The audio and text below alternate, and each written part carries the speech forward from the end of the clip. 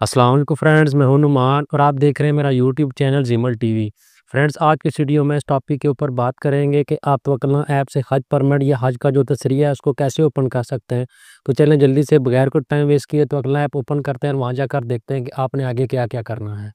Friends, तवक्लना app open करने के बाद आपने सबसे पहले ये देखें, ये लिखा हुआ है ऑल कार्ड्स, इसके ऊपर क्लिक कर। फ्रेंड्स, इसके ऊपर क्लिक करने के बाद आपने स्क्रॉल डाउन करके थोड़ा सा नीचे आ जाना। जब आप नीचे आएंगे तो ये देखें कुछ इस तरह का इंटरफेस आपके सामने शो होगा। तो ये टॉप के ऊपर जो ये आपका इकामा है उसके नीचे ये देखें, ये परमिट आपको शो हो जाएगा। ये देखें, यानी का दुखूल मक्का, ये हज का जो परमिट है ये शो हो रहा है। तो आपने इसके ऊपर क्लिक करके इसको यहाँ से ओपन कर लेना है।